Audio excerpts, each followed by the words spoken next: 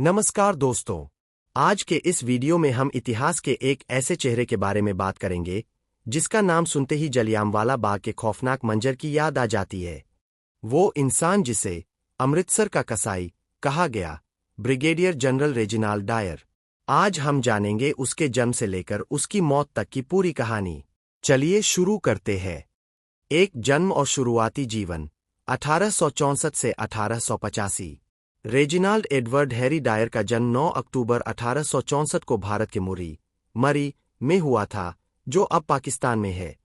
उसके पिता Edward Dyer एक मशहूर ब्रीवर थे, जिन्होंने मुर्री ब्रुअरी की स्थापना की थी। बचपन। डायर का बचपन शिमला में बीता। वह एक जिद्दी और गुस्सैल स्वभाव का बच्चा था। शिक्षा। 11 साल की उम्र में उसे आयरलैंड के मिडलटन कॉलेज भेजा गया। वहां उसकी हकलाने की समस्या की वजह से उसका काफी मजाक उड़ाया जाता था, जिससे उसके अंदर और कड़वाहट भर गई। सेना में एंट्री। मेडिकल की पढ़ाई छोड़कर उसने सैंडहर्स्ट की मिलिट्री एकेडमी में दाखिला लिया और 1885 में ब्रिटिश सेना में अधिकारी बनकर भारत लौटा। एक क्रूर फौजी का सफर 1886 से 1918। डायर ने अपनी सर्विस के दौरान बर्मा के युद्ध और भारत की उत्तर पश्चिमी सीमा नॉर्थ वेस्ट फ्रंटियर पर कई जंगें लड़ी। वह एक सख्त अनुशासन वाला अधिकारी था। तरक्की। प्रथम विश्व युद्ध के दौरान उसे ईरान, पर्शिया में तैनात किया गया, जहां उसके काम के लिए उसे प्रमोट कर ब्रिगेडियर जनरल अस्थायी बना दिया गया। भारत वापसी। 1919 में जब पंजाब में ब्रिटिश शासन के खिलाफ विद्रोह की आग भड़की, तब डायर को अमृतसर भेजा गया। वो काला दिन। जलियांवाला बाग 13 अप्रैल 1919। यही वो दौर था जिसने डायर को दुनिया का सबसे क्रूर जनरल बना दिया। बैसाखी का दिन। अमृतसर के जलियांवाला बाग में हजारों निहत्थे भारतीय शांतिपूर्ण सभा कर रहे थे। खौफनाक आदेश।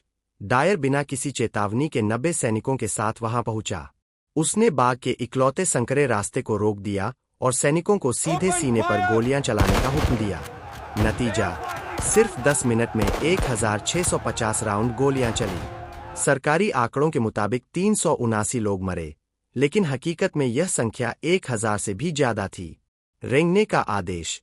इस नरसंहार के बाद भी डायर की नफरत खत्म नहीं हुई। उसने शहर में आदेश दिया कि जिस सड़क पर एक ब्रिटिश महिला पर हमला हुआ था, वहां से गुजरने वाले हर भारतीय को जमीन पर पेट के बल रेंग कर जाना होगा। 4 हंटर कमीशन और बेइज्जती 1920 से 1921। इस कांड के बाद पूरी दुनिया में ब्रिटिश सरकार की थू-थू हुई। भारत में विरोध की लहर इतनी बढ़ गई कि गांधी जी ने असहयोग आंदोलन शुरू कर दिया। जांच। 1920 में हंटर कमेटी ने डायर से पूछताछ की। डायर ने बिना किसी पछतावे के कहा, मेरा मकसद सिर्फ भीड़ हटाना नहीं, बल्कि भारतीयों को सबक सिखाना था। नतीजा, उसे सेना से बर्खास्त कर दिया गया और ब्रिटेन वापस भेज दिया गया। हालांकि ब्रिटेन में भी उसे 2 हिस्सों में देखा गया। कुछ ने उसे कसाई कहा, तो कुछ ने उसे साम्राज्य का रक्षक मानकर उसके लिए चंदा भी इकट्ठा किया। 5 भयानक अंत और मौत 1921 से 1927। डायर के आखिरी दिन बहुत कष्टदायक रहे। उसे अपनी करनी की सजा जीते जी ही मिलनी शुरू हो गई थी। बीमारी। ब्रिटेन लौटने के बाद उसे कई बार ब्रेन स्ट्रोक, पैरालिसिस हुए। उसकी बोलने की शक्ति खत्म हो गई और वह बिस्तर पर लाचार हो गया। मरते वक्त का अफसोस। 23 जुलाई 1927 को लंबी बीमारी के बाद उसकी मौत हो गई। कहा जाता है कि मरने से पहले उसने अपनी बहू से कहा था, मैं बस मरना चाहता हूं और अपने भगवान से पूछना चाहता हूं कि जो मैंने किया वो सही था या गलत। जनरल डायर की मौत तो हो गई, लेकिन उसने भारतीय इतिहास पर जो घाव दिए वो कभी नहीं भरे। उसी के इस कृत्य ने भगत सिंह और उधम सिंह जैसे क्रांतिकारियों को जन्म दिया और ब्रिटिश राज के अंत की शुरुआत की।